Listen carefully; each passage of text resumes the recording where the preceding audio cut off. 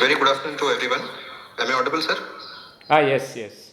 Very good afternoon to everyone. Welcome back to the Critical Communication Studies lecture series. It's in the 10th episode today. So today, Professor Ravindran will be lecturing about German media philosophy. Over to Professor Ravindran, sir. Thank you, Dhananjay, and thank you, dear friends. This is a very dense topic. I will try to manage within the available time. It may go for another 1 hour plus, maybe. Hope I am audible. Let me first introduce a few questions uh, regarding philosophy, such as why philosophy and what is philosophy, and why we need to take seriously media philosophy and communication philosophy. In this lecture, I would be engaging with only one approach in philosophy, that is ontological approach. For the first question, why philosophy or what is philosophy, we need not go further than uh, what Deleuze and Guattari said in their collaborative work of What is Philosophy in 1991. For them, a philosopher is a concept friend and is the potentiality of philosophy. And for them, concepts are not the concepts we are familiar with in communication studies. All these are remarkably subverted in their conceptions. I will explain.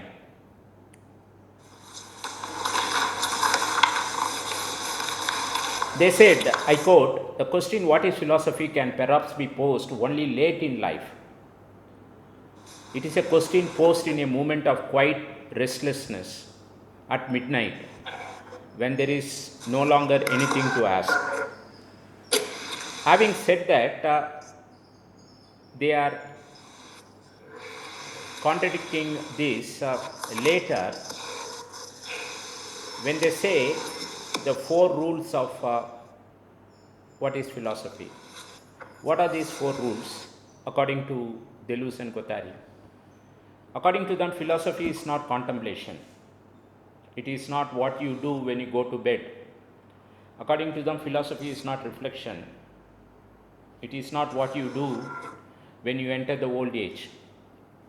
According to them, it is not what we do in communication department or what journalists do or what media persons do. Philosophy is not communication.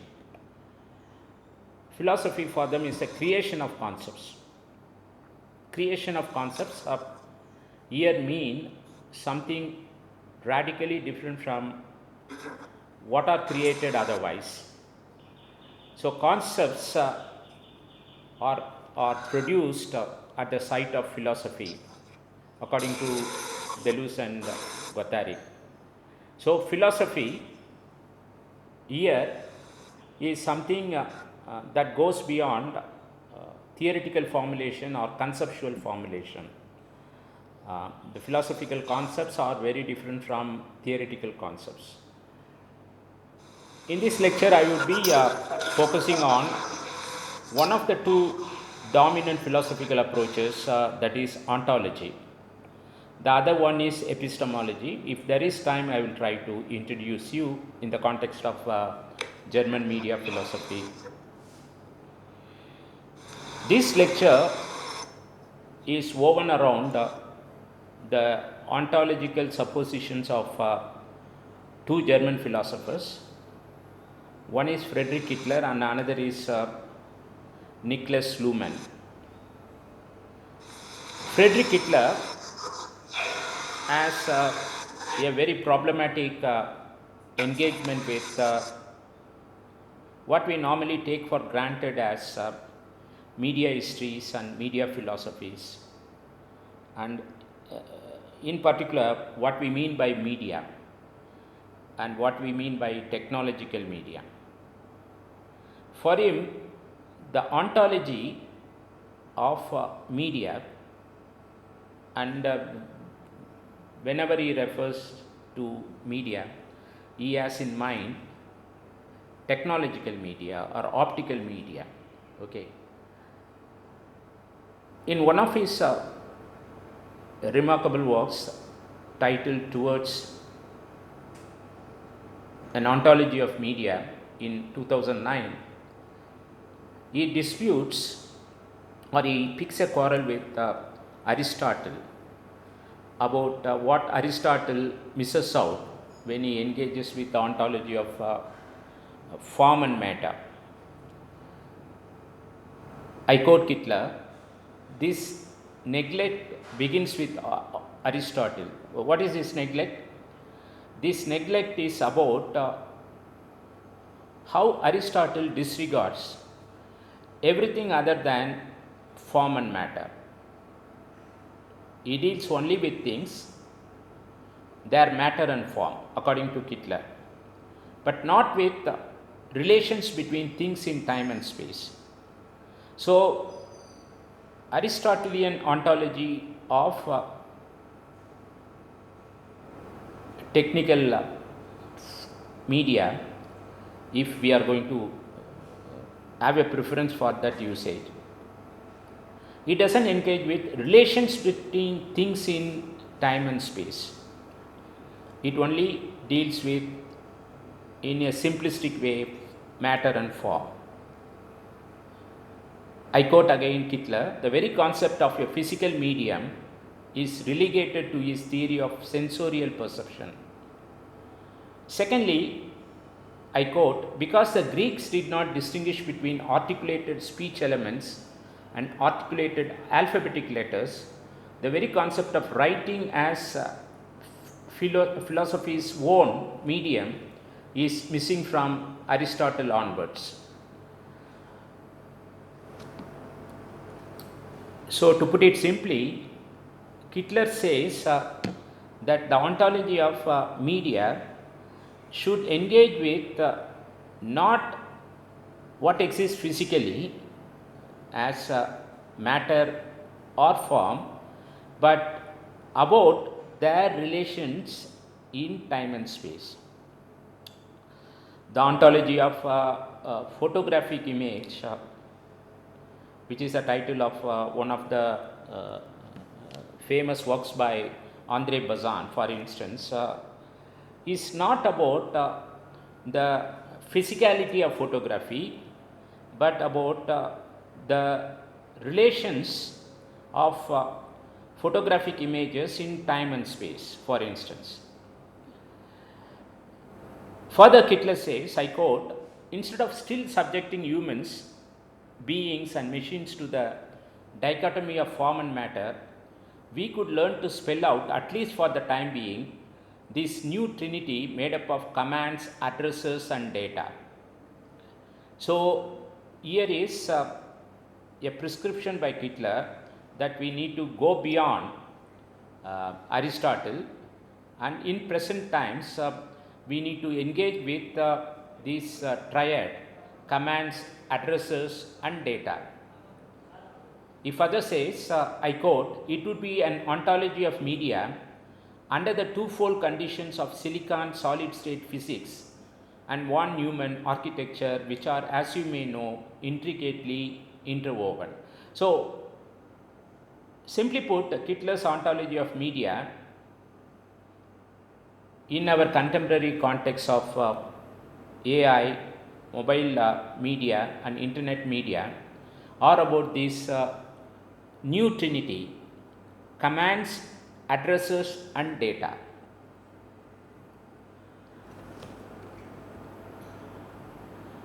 So, that particular section dealt with Kittler's critique of the Aristotelian ontology. So, if one is interested, for instance, in the Indian context, okay, many in the audience may be thinking about how we can start from Aristotle, how we can engage with Kittler, and come to certain inferences about the ontology of something that is peculiarly Indian, if they can be considered as media. The macro case of India, if it is very problematic, we can think about moving towards an ontology of media at the level of the state. Better still, we can think about moving towards an ontology of media at the district level or at the village level. The second section of this lecture will provide you more thoughts by cross-referencing the works of Friedrich Hitler and Niklas Luhmann. Friedrich Hitler's 3 or 4 works would be cross-referenced here. The 2 important works are Discourse Networks 1800 and 1900. Besides, Towards an Ontology of Media, his last 2-volume work, Music and Mathematics,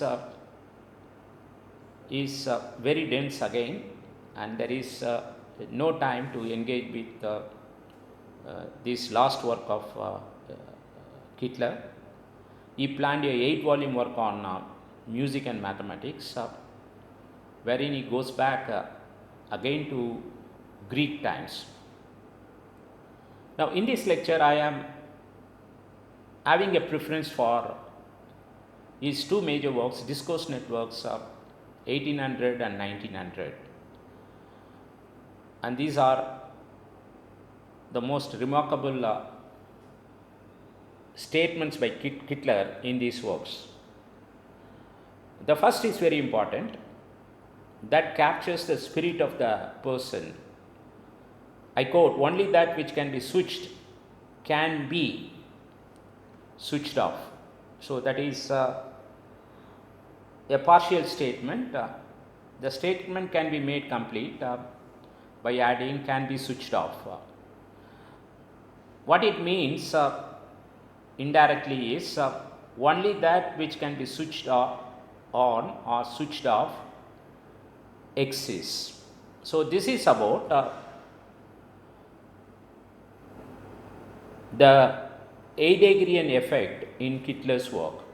You must be familiar with Martin Heidegger's work on being, and the being is, according to Hitler, something that can be switched on and switched off.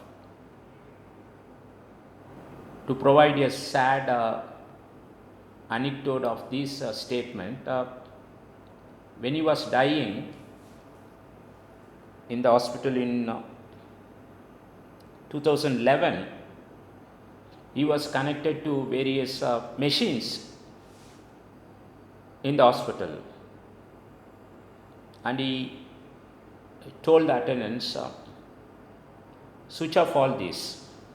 Okay, life is about birth and death. We all know one is switching on. Switching on happens prior to birth, in conception, in fetus, and death is about switching off. He doesn't mention this example, this is my example, but I am trying to relate to this anecdote given about his final movements when he asked the attendants to switch off. So media, particularly the optical and technological media, are media because they can be switched on and switched off. So earlier I mentioned about the trinity: commands, addresses and data, and this makes the workings of these 3 make the acts of switching on and switching off. We are in the age of media that are switched on and switched off. Interestingly, he mentions this in discourse networks, 1800 and 1900. He doesn't mention it in his later works, where he engages with computer-based media and database media in detail. The second important take on media is this statement, I quote, "What remains of people is what media can store and communicate." This is again a partial statement, because his philosophy of media and communication is about again a triad, that is storage, distribution and retrieval,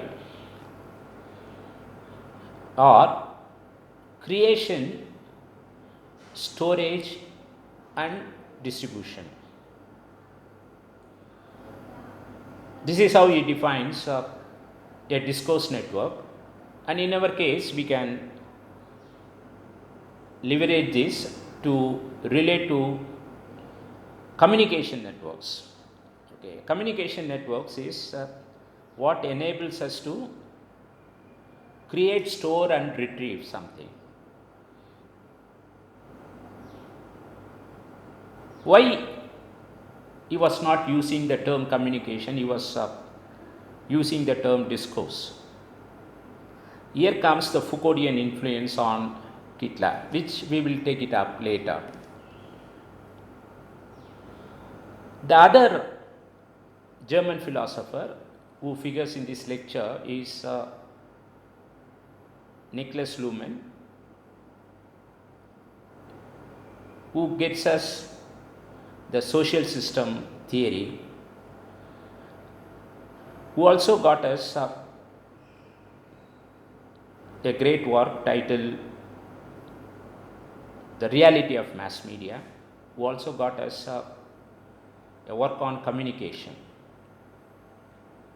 As we are into communication, we need to take seriously the contra definitions of communication given by German media philosophers.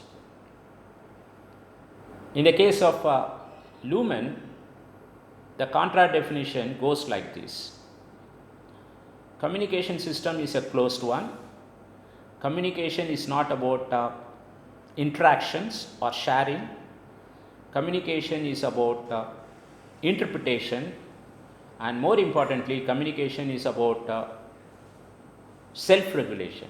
Communication system is an autopoietic system, according to Niklas Luhmann.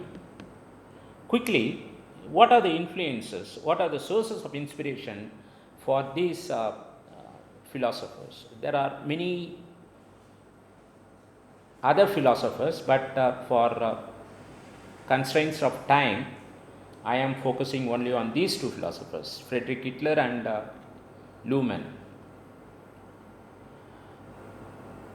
In both cases, we find the origins to be similar, marginally different.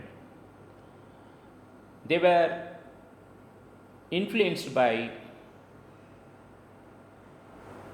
Hegel, Kant,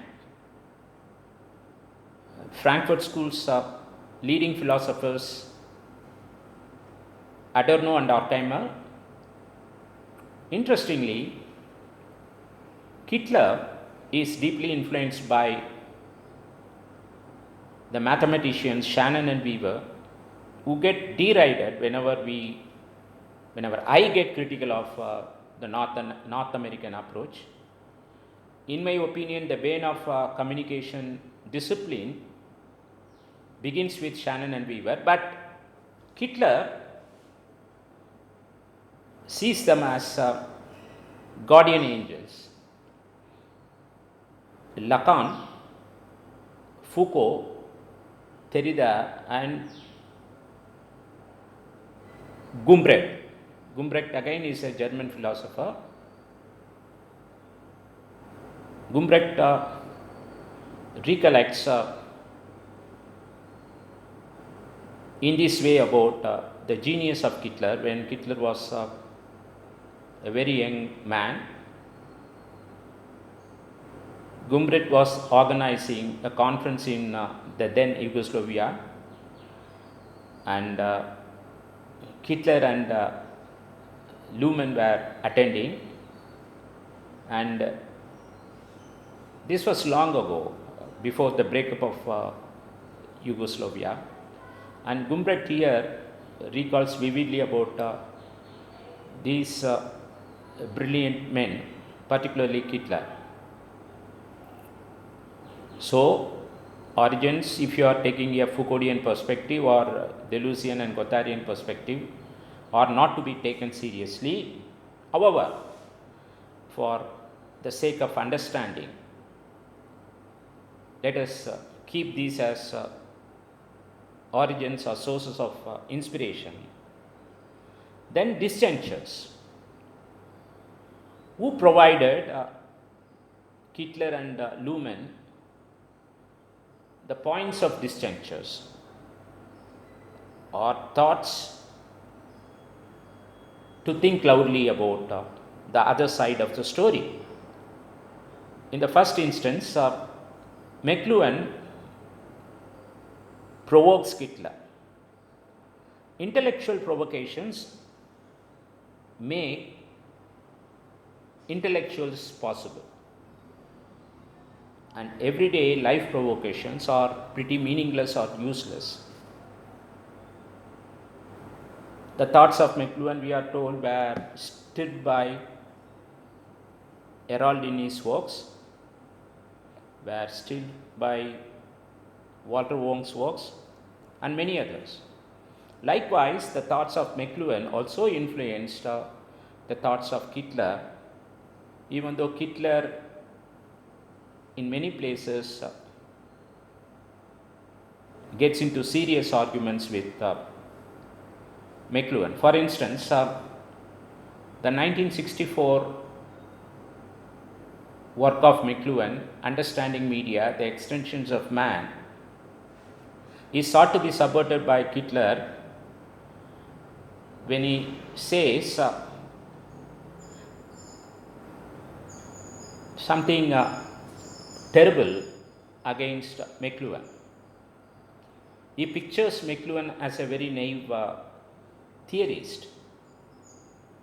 How can one understand media if one cannot see what is inside technological media, say such as a television, a radio, or computer?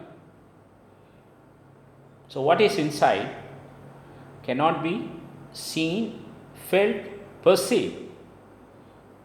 In the case of our laptops or any technological gadget, we are only told any gadget, particularly a laptop or tab or mobile phone, has two entities, a software and an hardware. Hitler becomes a loud critic of software, and his criticism many a time went against the largest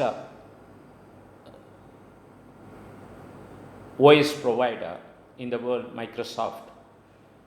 He has been running a side campaign against Microsoft all his life, ever since he started working on this invisible software, and how the invisible software at times becomes authoritarian.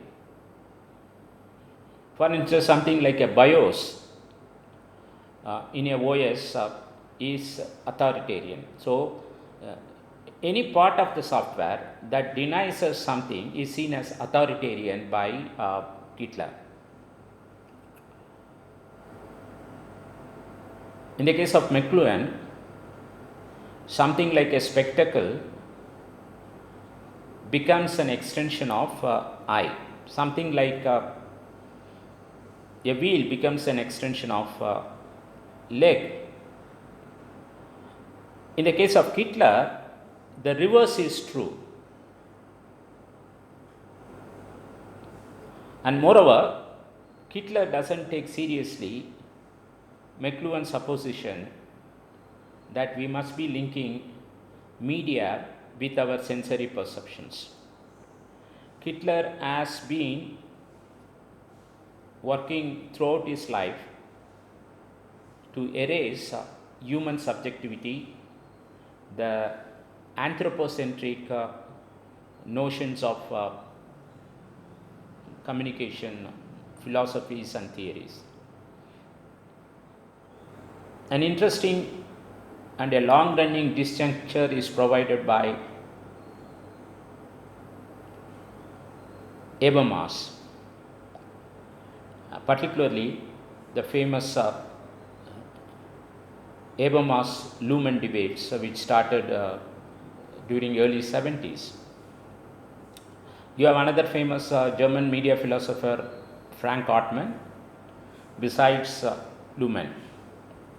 The dispersals are, by which I mean the post-Hitlerian studies scholars who are engaged with whatever Hitler said and who are also redefining German media philosophy. They are again several, but I'm interested in Kramer and Winthrop Young. The problem with Hitler is also the problem with McLuhan. Is not the problem with Walter Benjamin. All these three are victims of their own style, I would say. Short statements, radical statements, which were meant to provoke, amuse, and discard their own suppositions.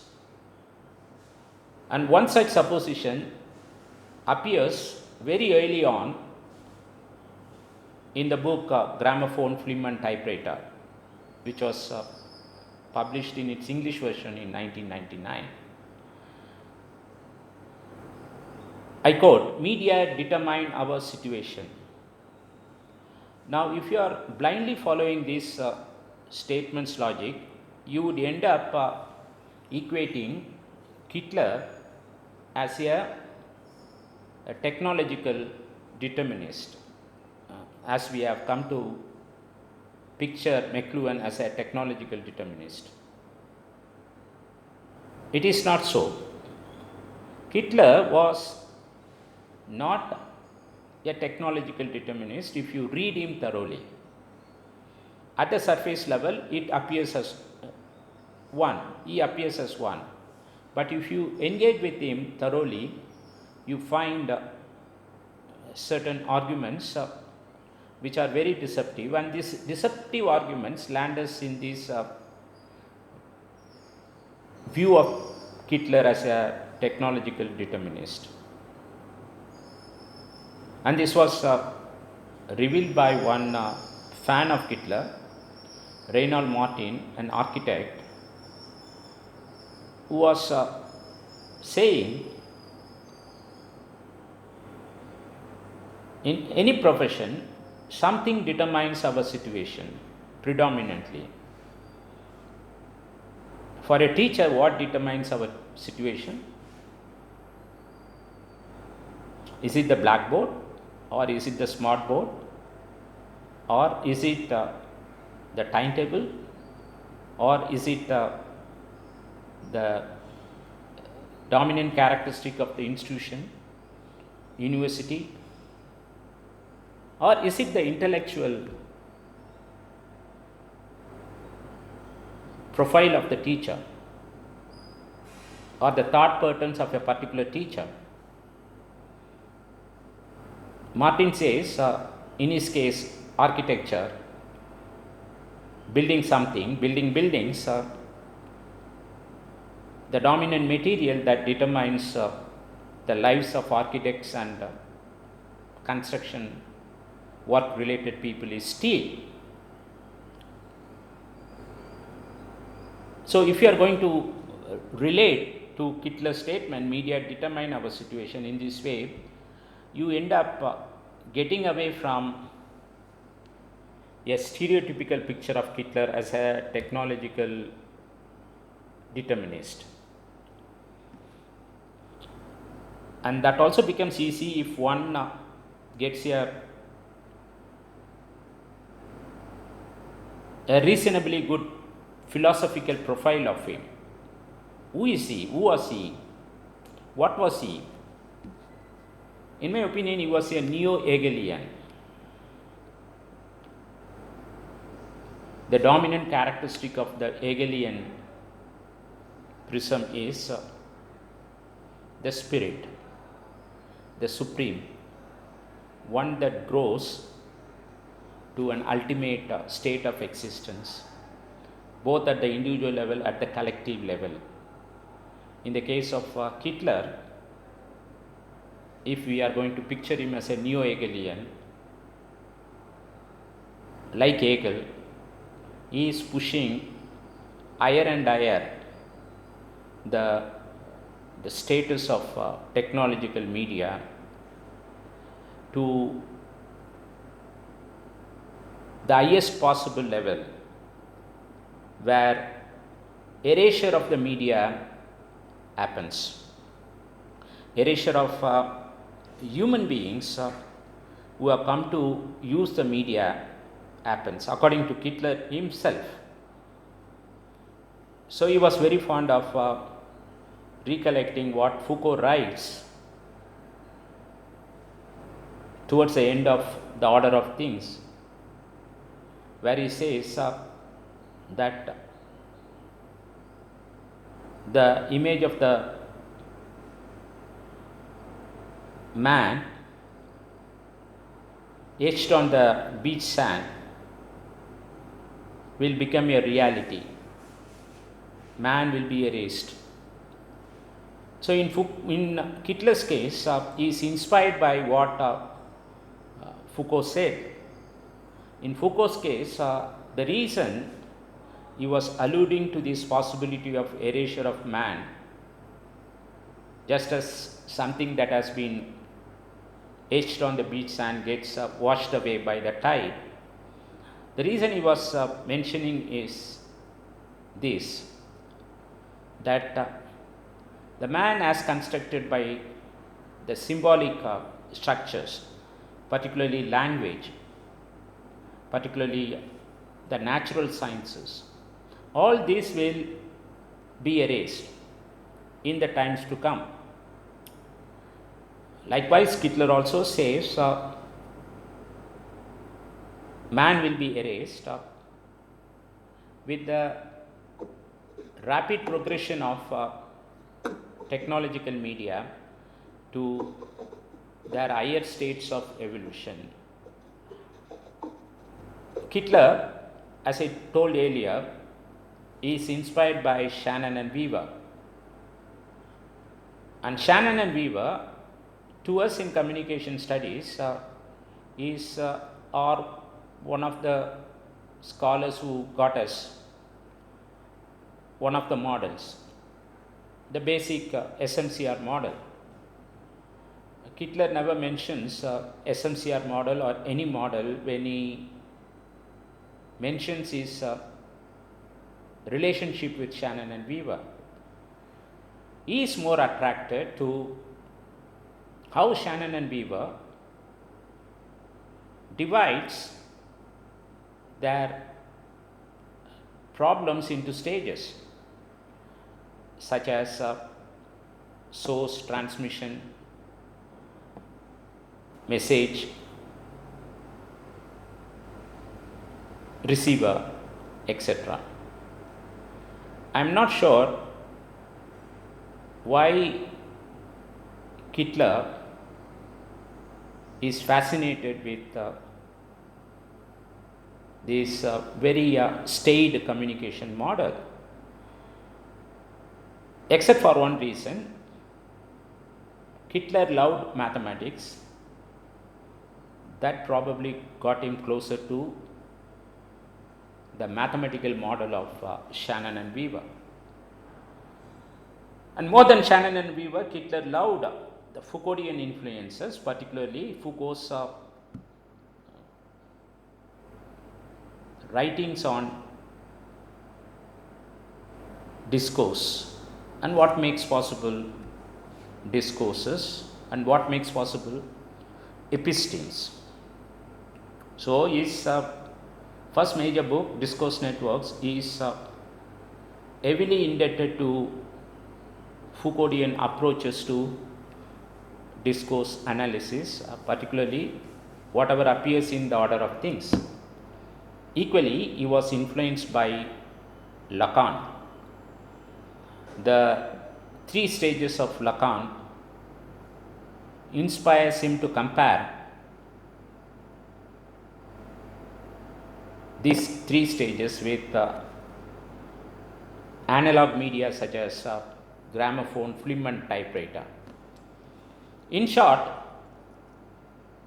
we can consider that he was the founder of the lesser known Berlin School of Media Studies or Media Theory. If you look at the syllabi of the communication courses in India, very rarely we will engage with Frankfurt School and Birmingham School. And I have not come across any reference to Berlin School except in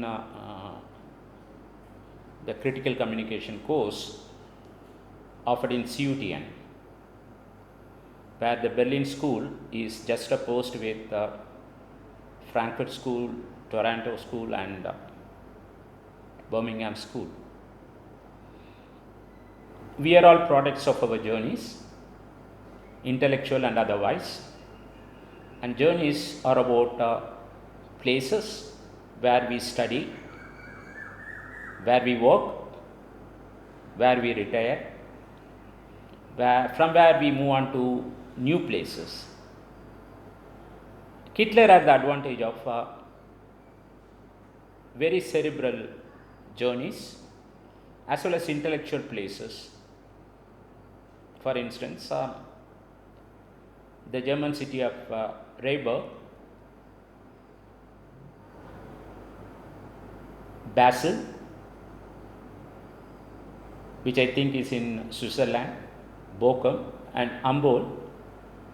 The journeys through these cities make possible the German media philosopher Hitler as we know him. So what are the basic premises of this Berlin School?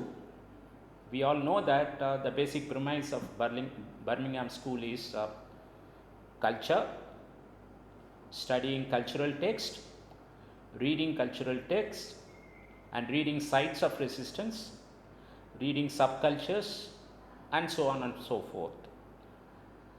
Culture is political according to Stuart Hall. Culture throws up so many storms and winds for cultural studies pioneers, and this complex history of cultural studies is dismissed by Hitler as he assumes cultural studies privileged representation. This simplistic notion of the multifaceted contributions of cultural studies pioneers, I think is because it is simplistic, it is fairly wrong. Hitler must be appreciated for one major contribution, that is looking at communication entirely through the prism of materiality. I often say that there are 5 or 6 fundamental contexts of communication which we don't focus on in communication departments in India, because we are into a very wrong conception of communication studies as media studies of a very narrow kind, and media studies of a very narrow kind, that is mass communication studies. And here the 5 or 6 fundamental contexts of communication, such as time, space, materiality, sound, light, smell and touch, go out of our windows. And one of the important contexts is materiality, which Hitler took seriously. His philosophy is a very strong anchor of materiality of communication. For a media because of their material character or their material ontologies or their material epistemologies. And Hitler focused on the following: anti-subjectivity, anti-representation, which also includes anti-textual readings. He promoted, on the other hand, what is closer to cultural studies also, that is cultural techniques, about which I will explain later. He promoted what Foucault promoted, discontinuities, particularly discontinuous media histories. And as he was inspired by Foucault, he was always for discontinuities concerning medialities and discourses. Even though I am against simplistic representations of these great philosophers, from a layman's point of view, one way to understand the contributions of these philosophers is to get closer to their primary location. Whatever be the work of Stuart Hall, whatever be the work of Adorno or Horkheimer, or whatever be the work of Friedrich Hitler and Luhmann, we find a certain dominant characteristic, a certain dominant approach, a certain bias. In the case of Frankfurt School philosophers and Birmingham School philosophers, we find they are more geared towards the empowerment of the human subjectivity, or liberation of the human subjectivity, freedom for the human subjectivities, and they were more focused on whatever was possible for them to make the world of human beings better.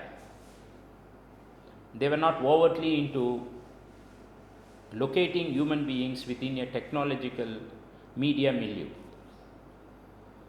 But in the case of Luhmann and Hitler, the German philosophers, we find they are more into evacuating the human subjectivity from their discourses. So, human subjectivity is evacuated in their philosophies. And if humans are evacuated, what remains? What remains are societies which are autopoietic, media which are autopoietic, they are regulating themselves, they are unto themselves. Okay. So both in the case of Luhmann and Kittler, we find that they are attaching far too much importance to either technological systems, as in the case of Kittler, or social systems, as in the case of Luhmann. Simply put, they are to be seen as anti-anthropocentric, in contrast to the anthropocentric locations of Frankfurt School and Birmingham School. These are the three monumental works of Kittler. One was a revised version of his thesis, which in German universities is required as a second PhD thesis to get a job. So in German universities, we have the practice of 2 PhDs, one for getting the due qualification and other for getting the job.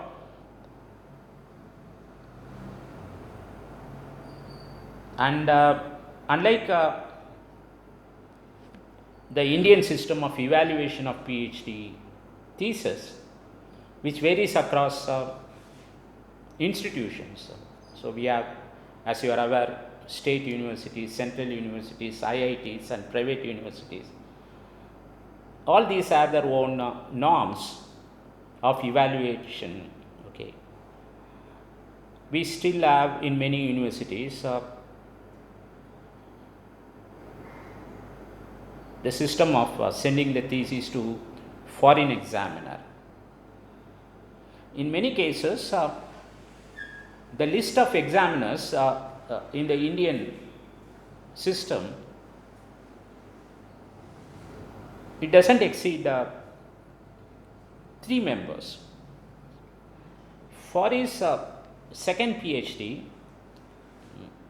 I am told that there were 13 and they had to go in for 13 because there was intense dispute by some of them that it was pretty useless.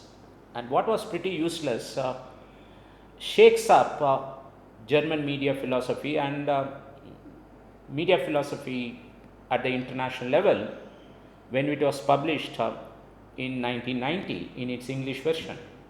So discourse networks 1800 and 1900 is about 2 discourse networks.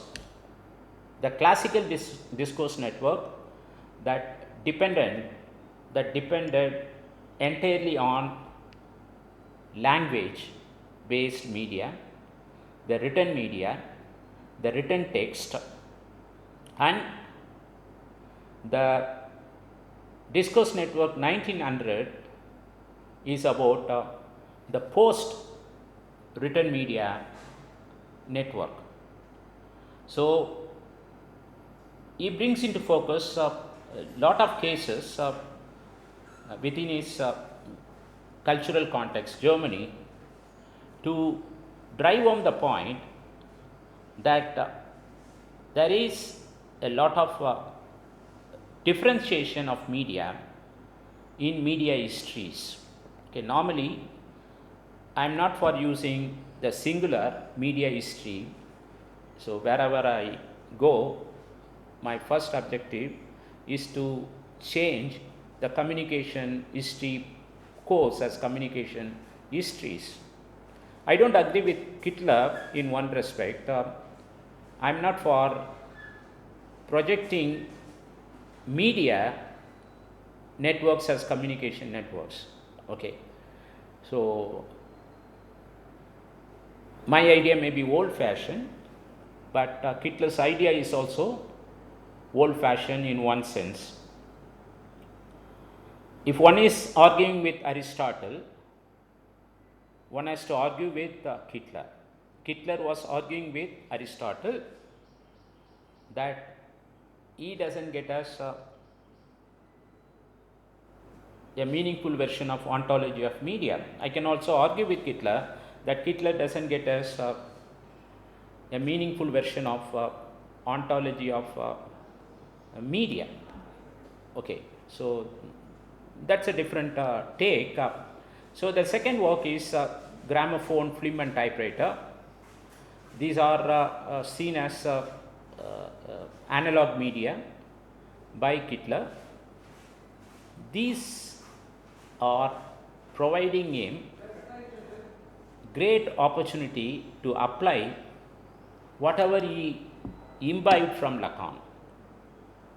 Okay, particularly the stages of imaginary, real and symbolic. And towards the first decade of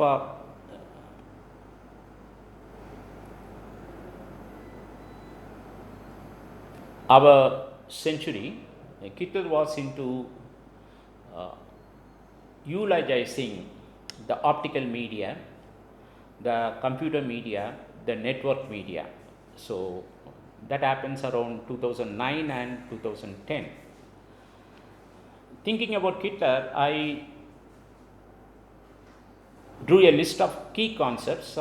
These are his key concepts. There may not be time to engage with all of them, but I would focus on few of them, particularly cultural techniques and in what ways culture, according to Hitler, becomes a problem for those of us who are fascinated by the logic of culture when we work with Remo Williams, Stuart Hall and Richard Hogarth.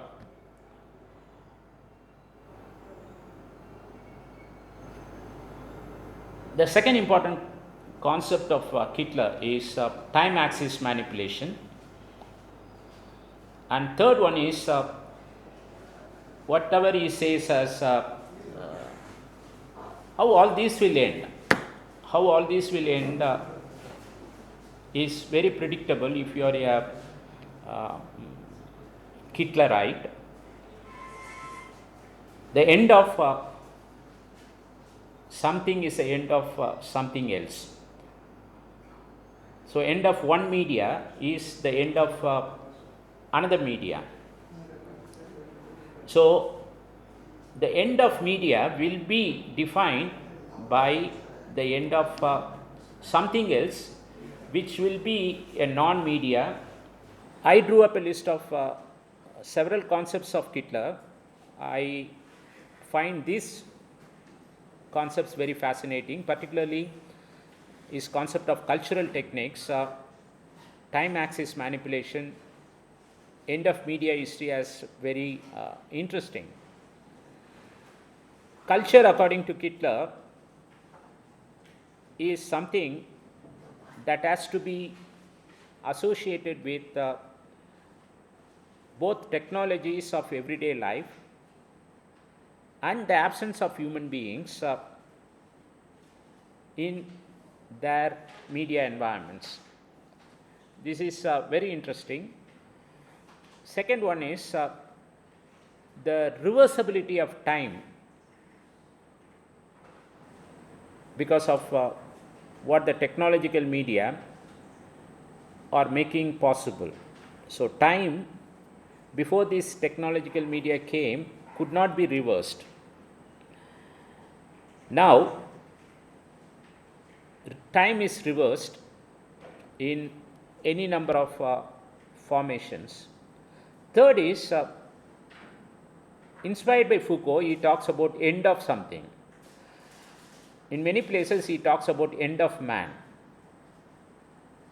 That has to be read as end of human subjectivity. In many places he talks about end of media. End of one media is contributing to the end of other medias. I would here focus on one dominant theme in German media philosophy, that is cultural techniques. Here they are not using the term cultural practices. Alongside, they are using something called infrastructures. So they are also to be seen as media infrastructure, something like where I am working, Central University of Tamil Nadu is an infrastructure. It's a media infrastructure, something like a school, something like government, something like buildings, anything that has insides and outsides.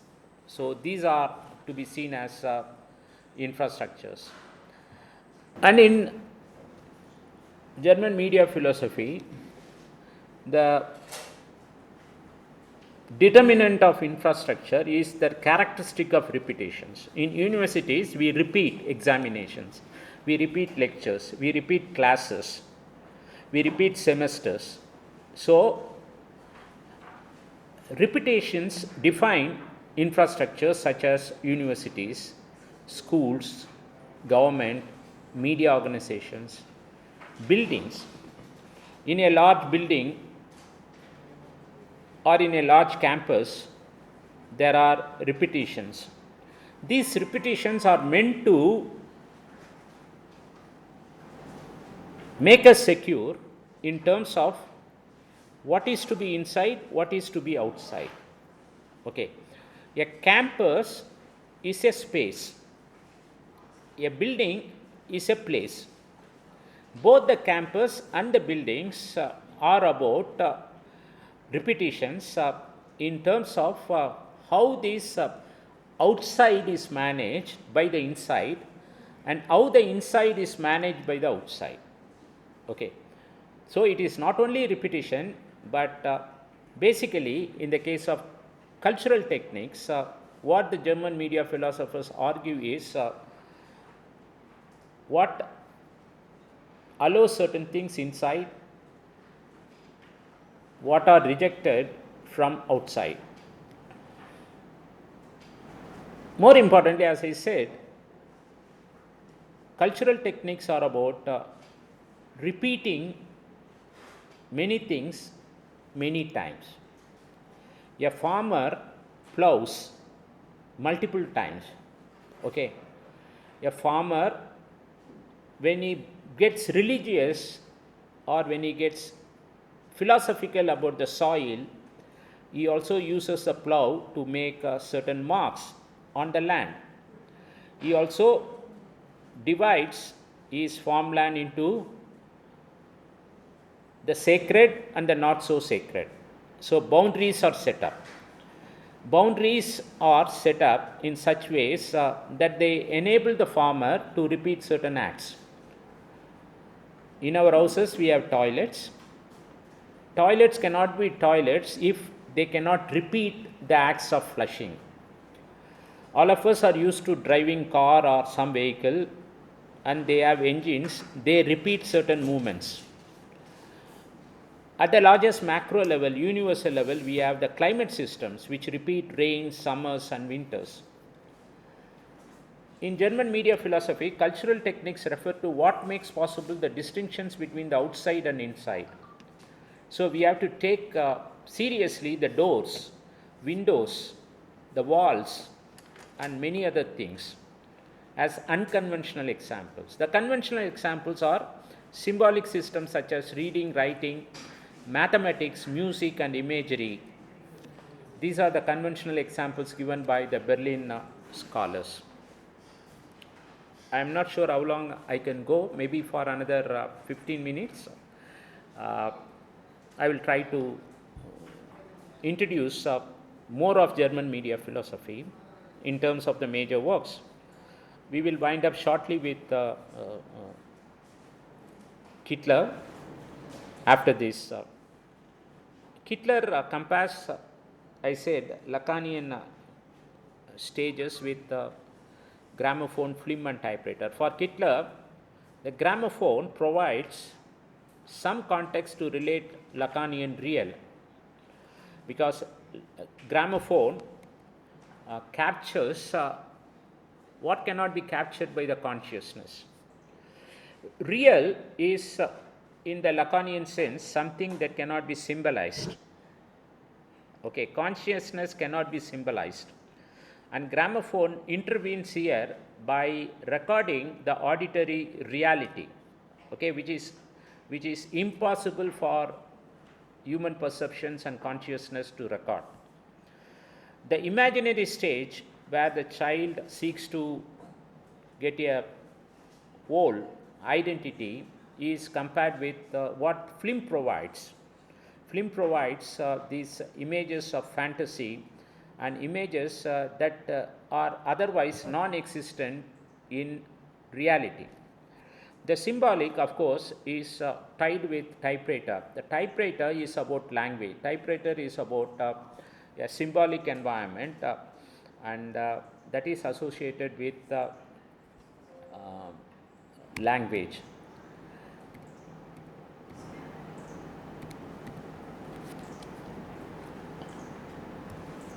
To understand better this notion of cultural techniques in media philosophy, let me introduce one often cited example. There was a very famous American statesman and intellectual, Thomas Jefferson. Here you are seeing Thomas Jefferson's dining room, okay, in the state of Virginia. And this dining room is on the first floor. And on the ground floor, you had the slaves trying to prepare the food, trying to arrange the wine bottles and send them upstairs through a very peculiar contraption called dumbwaiter. It is doing the function of a lift, a small lift. Why this was seen as necessary by Thomas Jefferson, who designed it? Because he was having conversations which were private, not meant for the slaves to be heard. Slaves should not hear what Jefferson and his friends were talking, what they were discussing. There has to be a wall between these two. Of course, there is a physical division because one is first floor, another is ground floor. But this is not enough. The slaves should not pollute what was happening in the first floor. So, the job of the slave is to put the wine bottles and the food in the small lift which goes up and which comes down with empty bottles and empty plates. Now, this is an infrastructure very similar to university. This is an infrastructure very similar to government organizations or any building. So, what is the purpose of an infrastructure? The purpose of any infrastructure is to permit certain cultural techniques to operate. So, here we must not confuse ourselves with conventional meanings of infrastructure. Infrastructure is not about the physical buildings. Infrastructure is not about the physical elevator. The infrastructure is the virtual thing that permits the cultural technique to operate. Alongside, we also need to remember that German media philosophers were not the only ones to engage with some of the concepts, particularly cultural techniques. We had another brilliant scholar who had a brilliant career, a brilliant life journey, and his name is Bernhard Stiegler. He died in 2020. He lived a short life. Short life in the sense around 60 plus years. His life is inspiring because he was a communist. So he was roaming the streets of France as a communist. He participated in the 1968 Second French Revolution. Thereafter, he worked as a manual laborer. Thereafter, he worked as a farmer. He worked as a shopkeeper during 1970s. He was caught in an armed robbery. Okay, so from a communist, he becomes an armed robber. In 1978, he was put in prison for nearly 5 years between 1978 and 1983. He comes out of the prison. He did exhibitions between 87 and 88. And towards the end,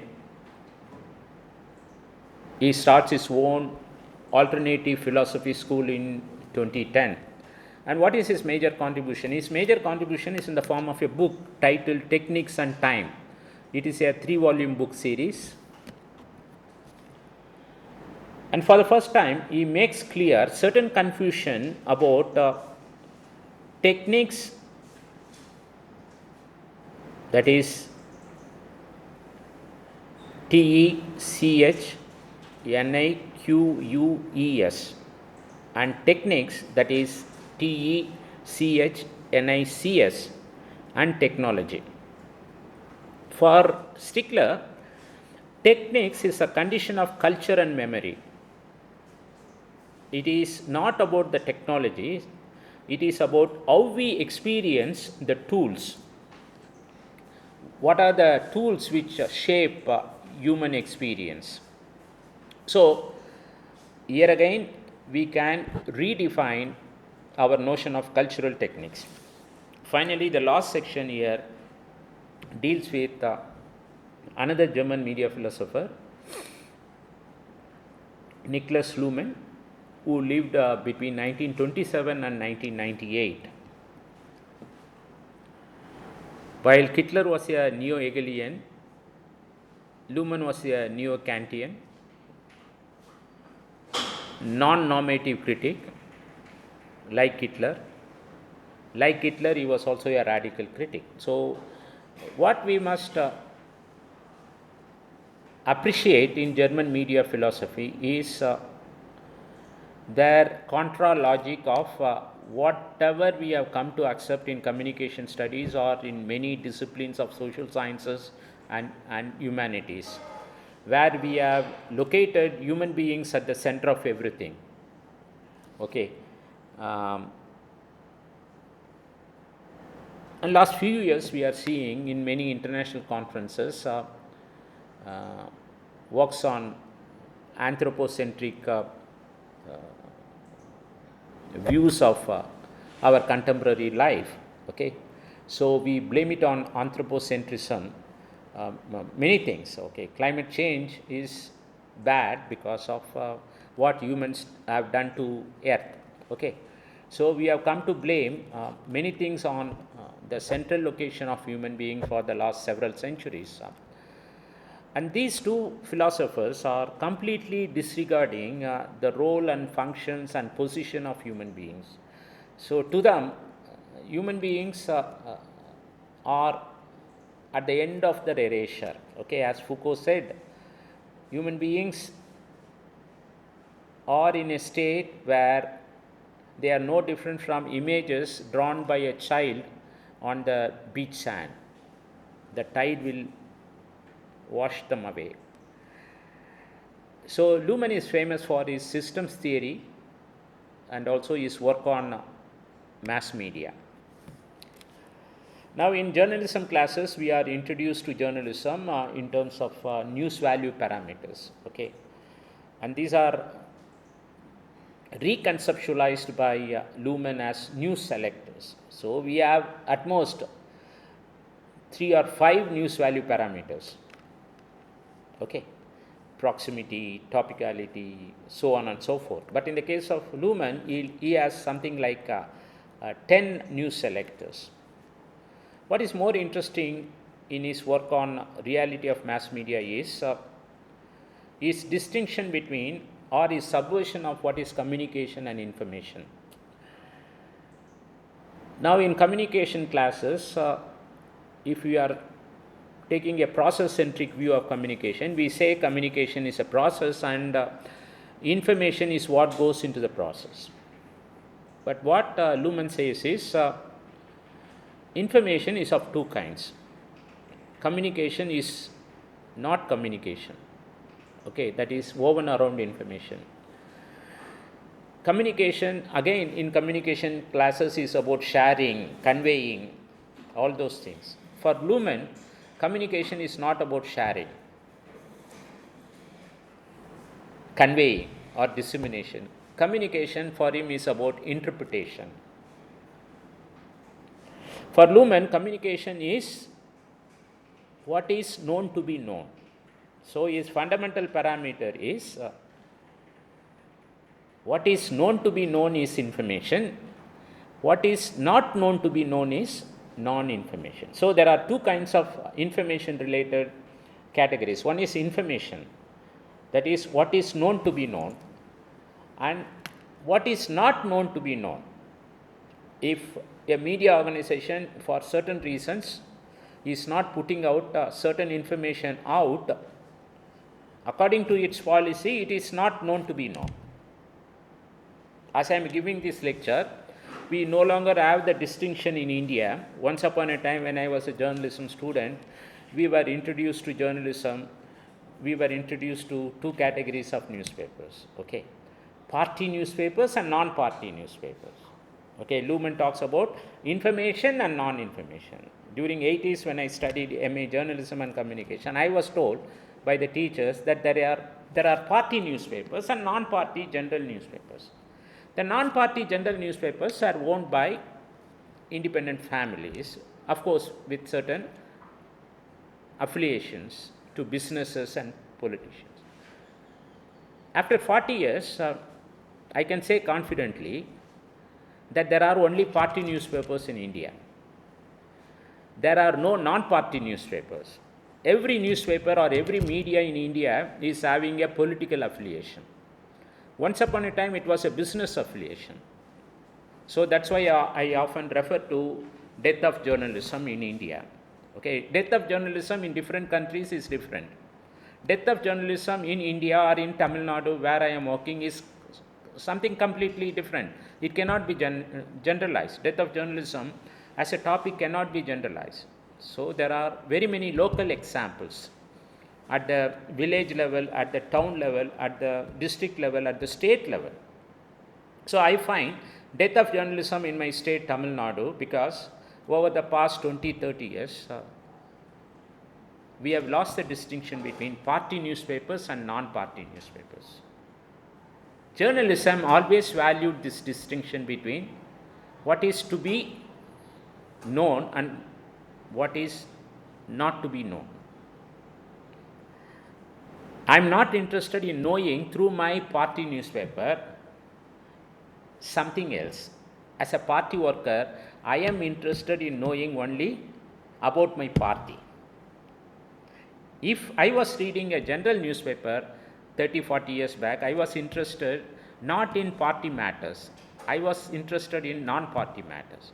So this distinction is lost in Tamil Nadu and India. And at this juncture, we need to remember these categories of information and non-information. Now, we are fascinated by Noam Chomsky. Okay, Noam Chomsky continues to be the voice of dissent in USA. He is a conscience keeper. Okay, so he must be applauded. The likes of Chomsky have to be applauded, no doubt. So his famous work, along with the co-author, is Manufacturing Consent. But what I miss in reading Chomsky's work is the reference to manufacture of consent. There is only a subtle difference. In Public Opinion 1922 by Walter Lippmann. So Walter Lippmann was the first one to make a statement about manufacture of consent. In Chomsky's work, it is manufacturing consent. In the case of Luhmann, it is media manipulation. In both Walter Lippmann and Chomsky's version of manufacturing consent or manufacturing manipulation, what makes it problematic is someone from outside makes manipulation possible.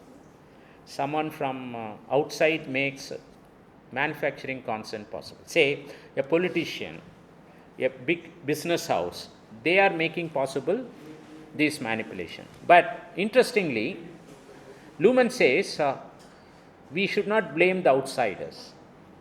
We should blame the intra-system, because he is a system theorist talking about Chomsky's work on manufacturing consent and Walter Lippmann's work on public opinion. Walter Lippmann was the first to refer to manufacture of consent, not manufacturing consent, which was appropriated by Chomsky as manufacturing consent. Here Luhmann talks about media manipulation, not as the problem imposed by the outsiders, but it is a problem imposed by the intra-system functions. So we get suspicious about manipulation because of the perceived effects or perceived influences or interferences from the outsiders. But according to Luhmann, it is the problem of the internal systems. Okay. So when journalism is dying, you cannot expect media to be free of manipulations. Okay. The internal systems have collapsed. Okay, fairly well. So journalism is no longer journalism. If journalism is no longer journalism in India, it is becoming a site of something else. So it is becoming a site of manipulation. It is becoming a site of business, commerce, advertising, and many other things which are to be seen as non-journalism. Journalism has become a site of non-journalism. To use his categories of, to paraphrase his categories of information and non-information. More interestingly, he sees media as sites of irritation. Media are sites of irritations because we are using media as tools of second order observation. So he introduces us two things. One is first order observation. Okay, I am traveling to a beautiful scenic place as a tourist. I am seeing a lake. I am seeing birds. I am seeing a blue sky. Okay, in CUTN, I admire the blue skies. I admire the sounds of the birds. So this is first order observation. Okay. Now, if some blogger is going to visit CUTN or visit the tourist places and take a video of these places, do editing, clever editing, post on Instagram, then that becomes a site of second order observation. So media are sites of second order observations. Because they are sites of second order observation, they are also becoming restless site. They are introducing this restlessness or irritation in us. I'll skip this.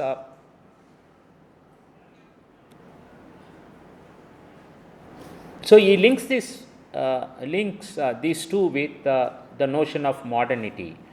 So modernity emerges according to Luhmann because of these struggles between first order observation and second order observation. Once upon a time, say before photography emerged as a technique, we had only first order observation. Okay, our ancestors went to only these beautiful temples, beautiful lakes, and saw. There was no second order observation. Now we are in the age of so many technological media. We are also burdened by the second order observation when we watch something. We watch something on Instagram first and use first order observation later. Okay, so this is very ridiculous. Okay, so For instance, in many cases, we read food reviews on Instagram and visit the hotel. So our first order observation is corrupted by the second order observation. Okay, so there is a huge problem here. Okay, because of the technological media. So while Hitler doesn't mention this, Luhmann also doesn't mention this, but I am thinking aloud and trying to use his take on modernity, his take on first order and second order observation to connect you with how we can read social media based observations. Okay, so our social media observations are corrupting our first order, what are supposedly our first order observations. Moreover, because we are getting the first observation from social media, here we have a problem. What is first order, what is second order? My social media based observation is a first order. Okay, actually it is anti first order, but it is my first experience about something, about a restaurant. It is my first virtual experience about something. So this virtual experience becomes the first order experience. Once upon a time, it was the non-virtual physical experience. Okay, so we have three orders now. The real first order, the second order, the virtual first order. So this is my take. This is not Luhmann's take. I am thinking aloud with Luhmann's category. I repeat, in the context of social media observations, we have the real first order, the second order provided by the social media, and the virtual first order provided by the social media. So when I watch a food review in social media, that is a virtual first order. Then I go and visit the restaurant, that is a physical first order. And more social media posts on the same hotel, they provide multiple second order observations. So there are multiple first orders, multiple second order observations. So here numbers become meaningless. What is first, what is second, what is third has to be linear. Okay, mathematics is about linearity at its very basic core. Okay, 1 plus 1, 2 plus 2. Okay, so it has a linear progression, first, second, third. But in this case, particular case, in this take of mind on Luhmann's version of first order, second order, it becomes multiple first orders and multiple second orders. So this is how we in communication need to appropriate both Hitler and Luhmann. Okay, we are approaching the end of this lecture, and an interesting debate happened between Luhmann and Habermas. This has been a long drawn one. Habermas is still living. He has crossed 95 years, but Luhmann is not living. Okay, so when Luhmann was living, they both had intellectual debates on what they agreed with and what they disagreed with. Now, Habermas, as you know, was one of the key thinkers of the Frankfurt School. Okay, not of the same order as Adorno and Horkheimer, but he was trying to keep alive the Frankfurt School spirit. Okay, so he was for freedom, he was for democracy, he was for enlightenment, he was for the success of reason, all those things. And Luhmann disagreed with Habermas on all these. Both Hitler and Luhmann were having no sympathies for Frankfurt School or cultural studies school or anyone who talked about human development or human enlightenment or human reason. Okay, so Habermas was always arguing for communicative rationality. Luhmann was arguing for system rationality. Systems matter a lot. Systems are self-organizing. So there is an economic system, there is a legal system, there is an education system. So all these systems make our society. Society is the largest possible system, and that system has subsystems. Here, human beings have no role. Systems are made by systems, they are not made by human beings. Okay. Habermas was for social consensus. Frankfurt School and Birmingham School and many other schools were for taking everyone into the fold. Okay, so society for them meant consensus. For Luhmann and Kittler, it is to be ignored. You can't take everyone on board the ship. For Habermas and many others, Frankfurt School scholars, personal agency is powerful. As a teacher, I have personal agency. I don't have impersonal agency. For Kittler and Luhmann, the impersonal agency is powerful because we are governed by the systems. Okay, you think of this film Matrix. Okay, so Matrix gets us this contestation between personal agency and impersonal agency. Okay, any science fiction film is about the struggle between personal agency and impersonal. What comes to my mind is Stanley Kubrick's 2001 Space Odyssey, where HAL 9000 computer takes over the spaceship and it kills a few human beings because all of them fail before the impersonal agency of HAL 9000 artificial computer. Now our AI world is moving towards an age where the impersonal agency of the system will take over the personal agency of the human beings. Okay, so we can use Luhmann extensively in AI related studies on communication. Okay, that is one example. Individual autonomy was valued by Birmingham School and Frankfurt School and many other schools. The lesser known schools are many. We don't teach in universities in India. One is the Budapest School, where George Lukács is followed enormously. Okay, there is a very famous scholar in Budapest School by name Agnes Eller. Okay, so she needs to be brought into discussions whenever we discuss German media philosophy. So for Frankfurt School, the individual autonomy mattered a lot. Here, social autonomy matters a lot.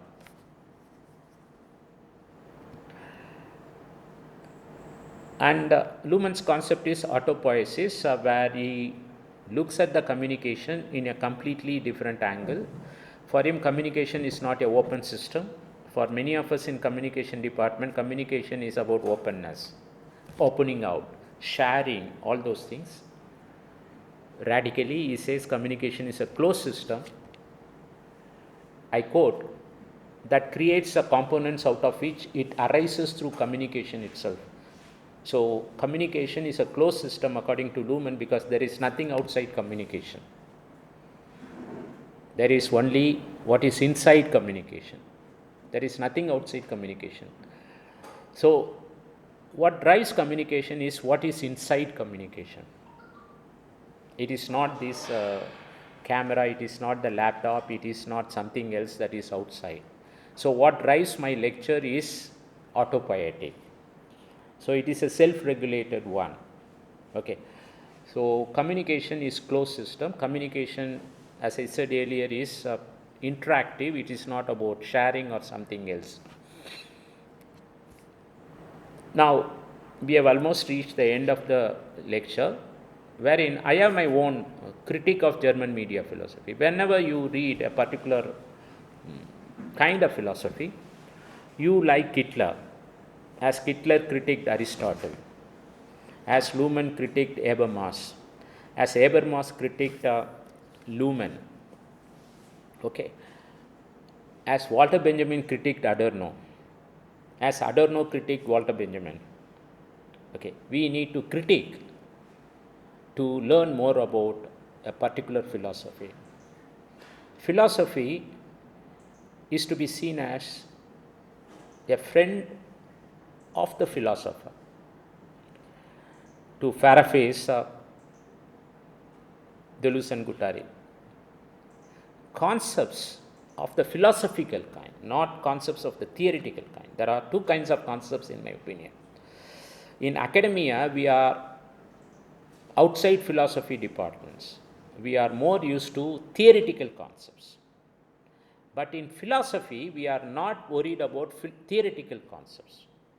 Agenda setting is a theoretical concept. It's not a philosophical concept. Circuit of culture is a philosophical concept. Cultural technique is a philosophical concept. Known to be known is a philosophical concept. Discourse network is a philosophical concept. Communication network is an abstract, conceptual, theoretical concept. Internet network is an abstract, conceptual, theoretical concept. So what I am doing here is how we can critique the German media philosophy. German media philosophy, like many other philosophies which have a bearing on communication, it is about certain tropes such as modernity. Modernity is a trope. It cannot escape this trope. If you are working with modernity, then you talk about postmodernity. If you are working with modernity, you end up talking about pre-modernity. It is a prison. You enter a prison, there are multiple rooms.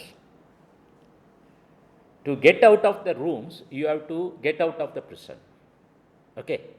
So what is inside these prisons, particularly in Western philosophy, for the last 100, 200 years? So you have rooms such as modernity, pre-modernity, post-modernity, liquid modernity, this modernity, that modernity, etc. In my opinion, it is a prison. I also was fascinated by what appeared as a palace, which was actually a prison. So last 10 years, I have given up completely my engagements with this trope of modernity, post-modernity, etc. Second trope is, again a Western trope. We are in communication very enamored of these tropes: orality, print, analog media, digital media, etc. So these are categories. Any category is about identity. Any identity is about identity politics. Okay, so that's why we need to read Deleuze and Guattari a lot. Understand? We need to read Foucault a lot, because to get away from this categories-based identity politics in academic research. Again, the other three categories are culture, society, and system. Can't we think about something better than culture? Can't we think about something better than society? When I say better, can't we think about something meaningful than culture? Now here again they are using culture technique or cultural technique. In cultural studies, we had enormous fascination with things culture or cultural. We all know that it cannot be defined, it cannot be delimited. So there are many more meaningful entities other than culture, other than society, other than community, other than systems. For how long, how many decades we in academia are going to work with these tropes?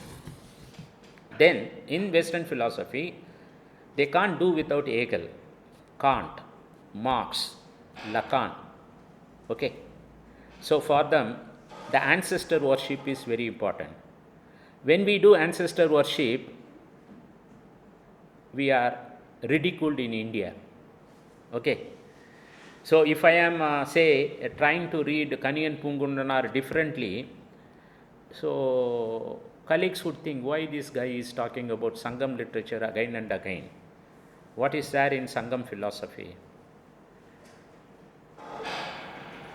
So when I wrote a book on spatialities and materialities in communication in South India, I was made to think about why we need a similar kind of ancestor worship, but with a certain rationality, not in a linear order. So in that book, I made Kanyan Pungunanar to collide with or to oppose Hegel or Marx. So it was not a sole existence of Kanyan Pungunanar. Kanyan Pungunanar was co-living with Western philosophers like Hegel, Marx, Walter Benjamin.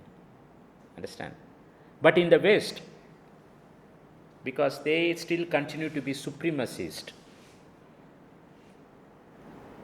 okay, for many of the scholars, I'm sorry to say, they should not mistake, the countries outside their countries do not exist.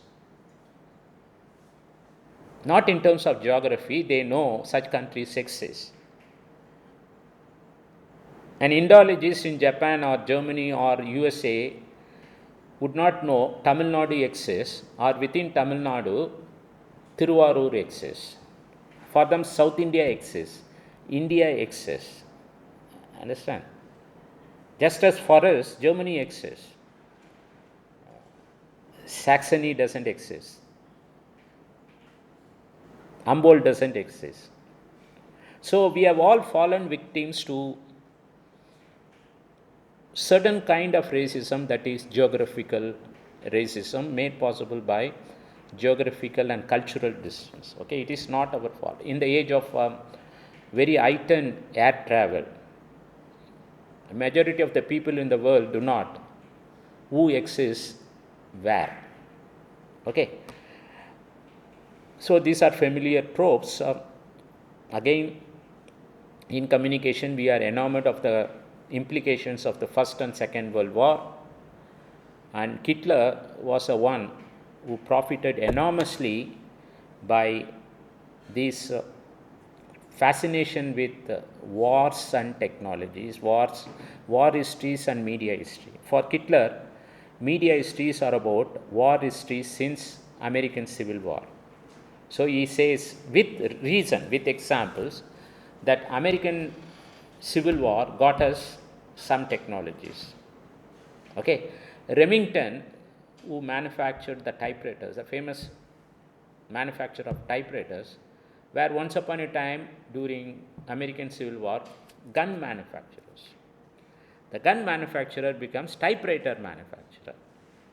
Understand? So in First and Second World War, radio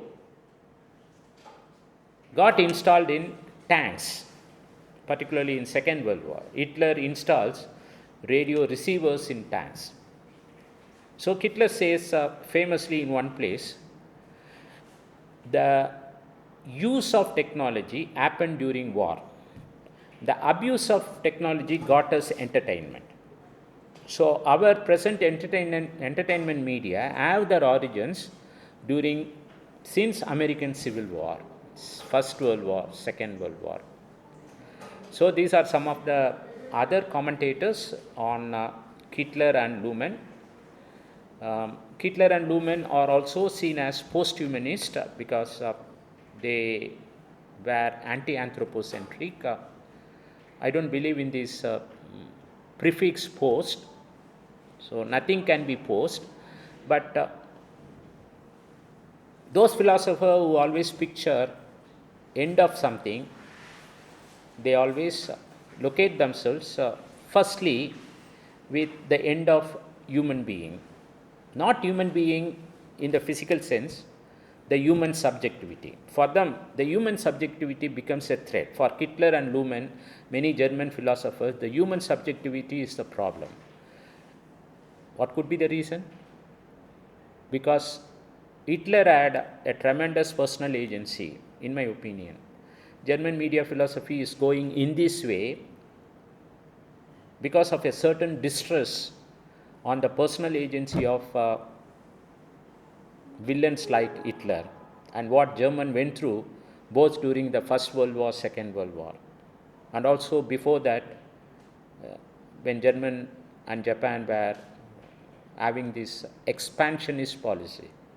Okay, the first two nations which wanted to occupy the entire world were Japan and Germany.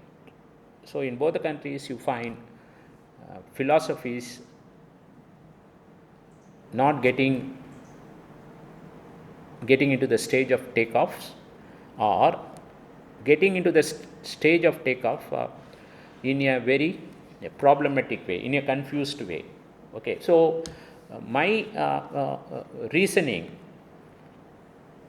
or my reason for the interpretations of Kittler and Luhmann against human subjectivity is because of what Germany went through during the First World War and Second World War. I thank everyone who have been listening to me patiently despite the interruptions, and despite the denseness of the topic today. I thank all of you once again for joining. I thank my dear young scholars and colleagues, Dr. Bhupalakrishnan, Dr. Shamla, and Ramdar and Dhananjay, and professors of CUTN, Professor Sengadir and Javagar, young scholars who joined this session. Thank you so much. There is more we can learn from these German media philosophers.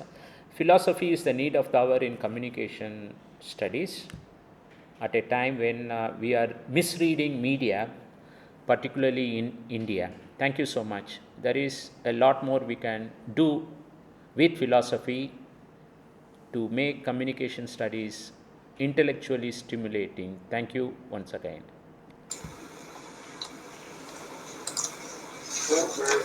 Thank you, sir.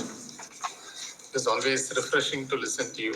Oh, Anif. Yes, sir. It's very refreshing to listen to you, and it only helps us expand our encounters with communication. Thank you, Anif, Expand our for joining. yeah. Encounter with technologies as well, sir. As you know, you have introduced us, to a set of theories from Germany. Some of us might have started reading on them, but I think they're quite useful at a time when, as you said, this is an era filled with AI technologies. So all the more useful, to refer to these ideas, and the focus being on media. So I have always listened to you saying that media. Larger emphasis on media should be shunned if at all we are going to go by what McLuhan has said, etc. But then, there are a lot of new ways in which we can engage with media. So, as you said, media, infrastructure, techniques. So, they are not about technologies. Or rather, as you also mentioned in this lecture, technology is more an ecology of situations. So, it's very interesting to listen to that, sir. And, there are a lot of ideas one can take away from here. So, when you said steel determines the situation, I was reminded of reading two recently published articles in the Hindu. One is how the US has imposed higher tariffs for the import of steel materials. So India is going to face some kind of a crisis in terms of and which also then signifies what is going to happen to the construction sector, etc. And today I think there is an article. I think the one team has submitted a planning report. The former professor of MIT is also there, in which they say that at least about 30 to 40% of people from the rural areas have moved away from agriculture and have started working in the construction domain. So again, I'm trying to link the steel thing which you are talking about. So this reminds me of how we can look at these urban environments, and how there are different technologies. And today we may be talking about CCTVs. So we are not only talking about, as you said, if technology is an environment, or media also as an environment, or environment as media. Those are very interesting observations. So we can then talk about even pipes and energy, whatever electricity, whatever pipes and whatever connections and networks can also become part of information. So, or they also represent some form of information, and not the only tangible form of information that we deal with. So I think in that context, Kittler and a lot of these people will be useful, sir. And so you also ended up in saying, we should defy generic conventions or category formations. That is also interesting, as an opposing the identity formations or categories. So which all, sort of ties to the idea of how all these theories happen to be post-humanist, as you said, going against the idea of anthropocentrism. So it's very useful, sir. It's always refreshing listening to you, and Thank you, we'll Anil. continue to listen to you. Yeah. We'll have such online lectures organized. And thank you for once Yeah. again, as Always. started off, I say, expanding our environments and encounters. Always with a joy media. to work And with. this thing is muted, sir. Yeah, Sorry. thanks. I said always a joy and a pleasure to work with colleagues like Anif and Arul and many others. So you are also the motivation for me to learn more and do more. So my students are my breath. I normally say my colleagues are my breath. Another missing link in this is thanks to Anif. He reminded me of Hitler's famous statement, media determine our situation. Now, these Western philosophers are always fond of the word presence. So, one of the growing domain is where the term presence is invoked repeatedly by philosophers. Okay, Gumbrek, for instance, is a well-known philosopher of presence. So his famous work is Production of Presence. So working in India or Tamil Nadu, I am more intrigued by the absence of absence in the discourses of these philosophers. So media determine our situation, but from the Indian side, non-media also determine our situation, or the absence of something can also determine our situation. For a pavement dweller, so what determines his or her situation? The absence of a shelter. For a person who is going hungry, what is determining his or her situation? The absence of food. So, by and large, we are made familiar with the problematic of the presence, because in the West, you are not lacking in many of these essential things. Okay, except in cities like New York or countries like USA, or in some cities in Japan. Uh, in other places, you don't find a huge population of homeless people.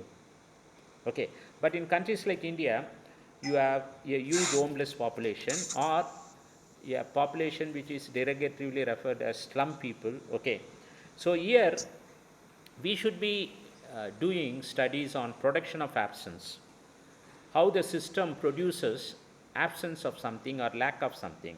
My question to Hitler, even though he is not alive, is why he was not invoking Lacan to talk about lack of something else.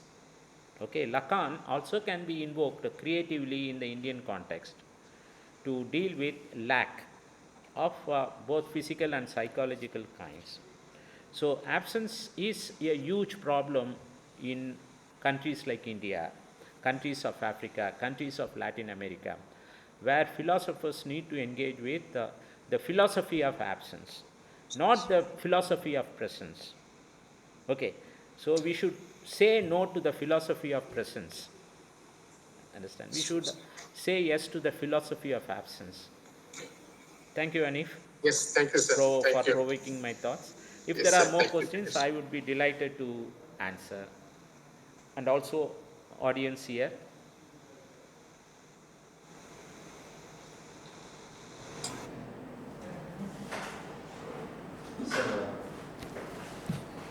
So I have one question. Yeah. So we have been talking about German media philosophy. So what is so German about German media philosophy that it makes German media philosophy? Very good question. So here is our PhD scholar Dhananjay asking a question, a basic fundamental question. What makes German media philosophy German? Okay. So there are so many takes. Uh, Before the collapse of Soviet Union, there were two Germanys, and Friedrich Hitler was born in, and these Germanys were known as East and West Germanys. Hitler was born in East Germany, so his family escapes to West Germany. One of the reasons why, in my take, we don't have Hitler to answer this question. Hitler was silent on Karl Marx. Foucault was not silent on Karl Marx. He had a different creative use of Marxism. Why Hitler was silent on Marx? Why both Hitler and Luhmann were against Marxism, or against those schools which were inspired by Marxism? What are these schools? Birmingham and Frankfurt. Was he too German to be a German media philosopher? So I find in Hitler's vision of media philosophy a certain antipathy towards communist Germany, which no longer exists. Okay. Why one has to run away from the land of birth? Hitler was born in East Germany. Why the family had to escape to West Germany? This is so here we are facing a huge question. Should we call him Hitler a German of East German origin, or a German who died in West Germany? Born in East Germany, died in West Germany. So it was a fragmented German identity. Okay. Secondly, why Hitler disliked cultural studies? Because cultural studies was widely promoted in East Germany before Soviet Union collapsed. Okay, so Hitler was carrying a certain personal bias in his mind, and he was turning this personal bias into intellectual bias. Okay, so that is not to be expected of a scholar, but we are all human beings. So he was exposing himself or his human subjectivity more. So there is a huge problem with the human subjectivity of German media philosophers, in my opinion. Okay, so they were doing great, but they were also not revealing too much about the strong influences, personal influences they had.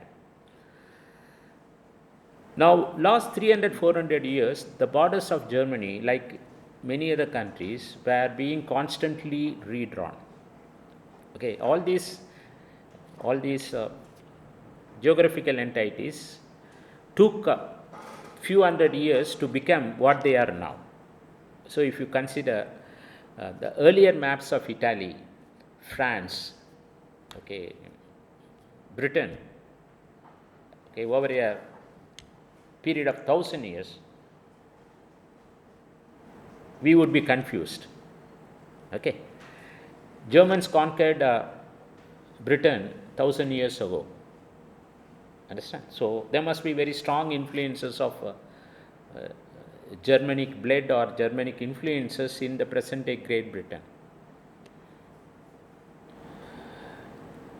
And considering the fact, the presence of Lacan, presence of Foucault,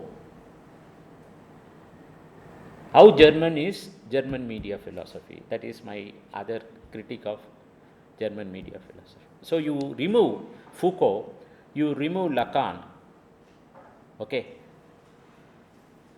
what Hitler would be telling us in these discourse networks and gramophone, film and typewriter?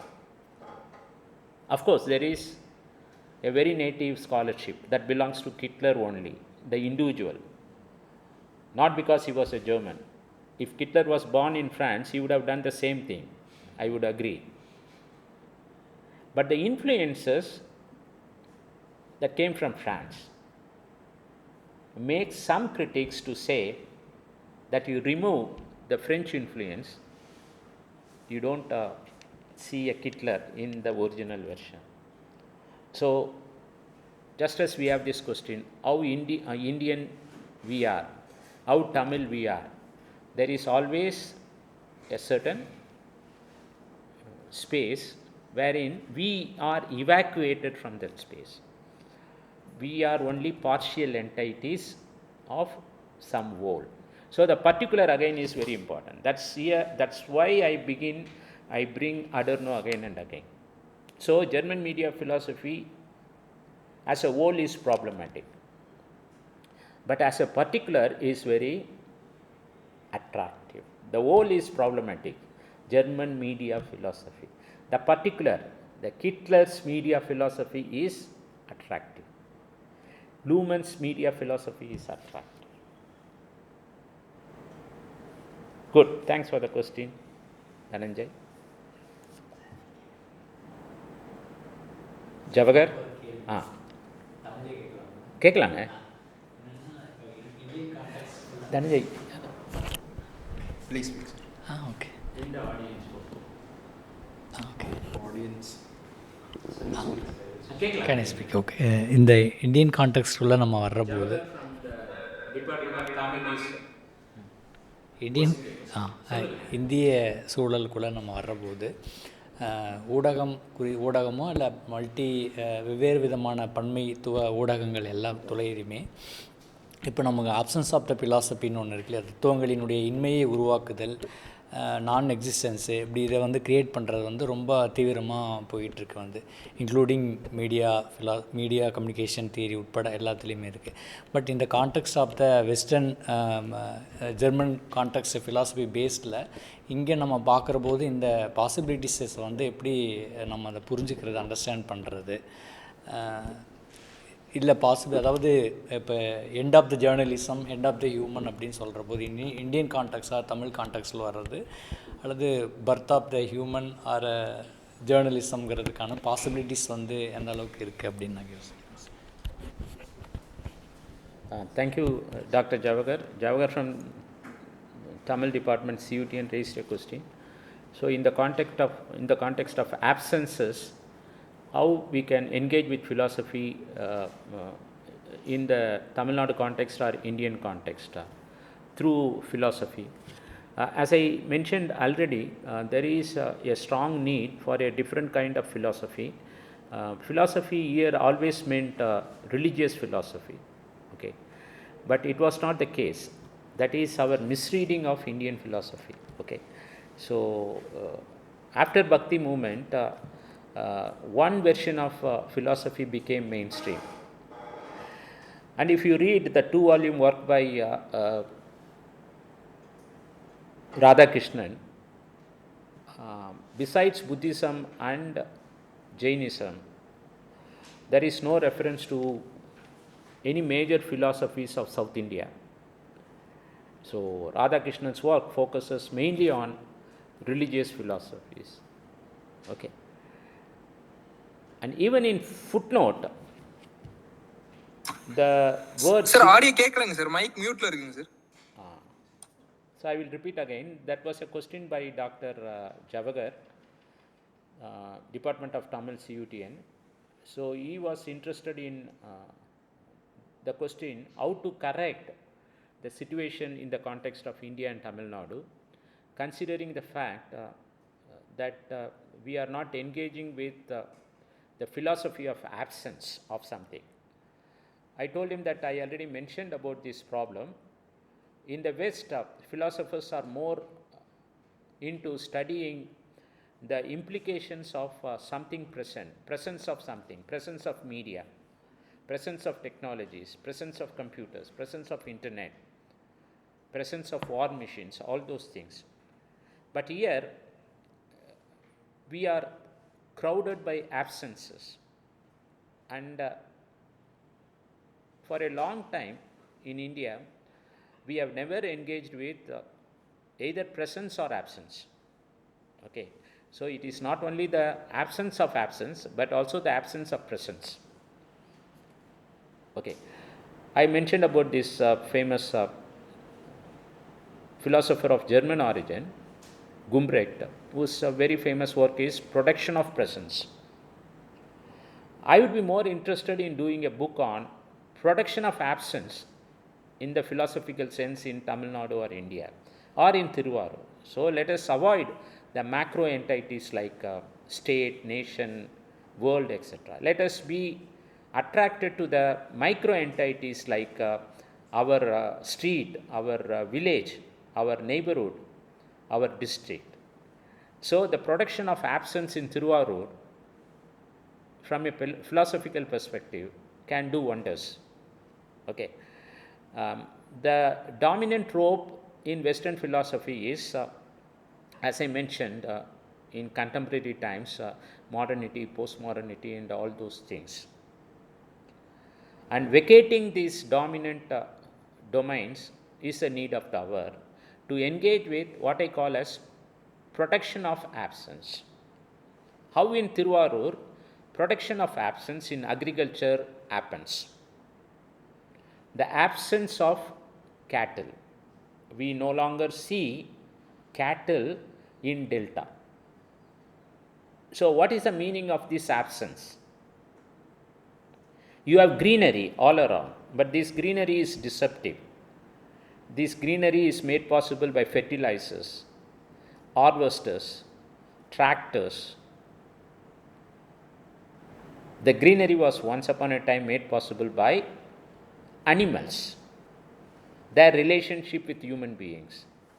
The absence of animal-human relationship has become a major problem in delta. The absence of flowing water. If you are reading the books of Jayaraman, whom I consider as the authority on delta culture, you find there is a growing absence of many things which define delta. And all these things are disappearing. Delta is no longer a delta. And how can I teach a subject like Kaveri Delta sound culture when the physical delta is becoming absent? So how to engage this physical reality, the diminishing physical reality of delta, with a philosophical lens? So absence is not only physical, to be seen as physical, there is also the absence of many objects, both human beings and animals, in space and time. So what did Deleuze and Guattari say, or what did Kittler say against Aristotle? Aristotle was critiqued by Kittler because Aristotle was more into studying only form and matter. Kittler was asking the question, why you are not studying things in time and space? Okay. So now, how to engage with philosophy things which are absent in time and space in delta? So production of absence is a very right term we need to be invoking in delta. So production of absence here also relates to production of absence in certain intellectual movements here, public space movements. Why you find red flags only in Thiruvarur and Nagapattinam? Is it to be associated with production of presence of communist flags in these places? So this production of presence was made possible by the absence of land of people, of the 44 people who got killed in Keelvenmani massacre. Those Keelvenmani massacre can also be studied philosophically. The presence of landlords who owned 15,000 acres, 10,000 acres here contributed to the absence of land for the average farmer. So I think that answers your question in a complex way. Thank you. Thank you very much, Professor Ravindran, for giving us a very brief overview of the German media philosophy. I personally thank Professor Ravindran because I am working with Hitler, and this Good. session has been equally very much informative for me as well. German media philosophy is a very vast topic. This discussion with some key scholars, that is philosophers, Hitler, Newman, Habermas. So I think this will act as a perfect discussion, breakout point where from here we can discuss more about these concepts. Thank you very much for all the participants to join the critical communication lecture series. So, Yeah, thank you, Dhananjay, Ram, Dr. Shamla, and Dr. Gopalakrishnan for supporting this online and physical session. Thank you so much. We'll meet again.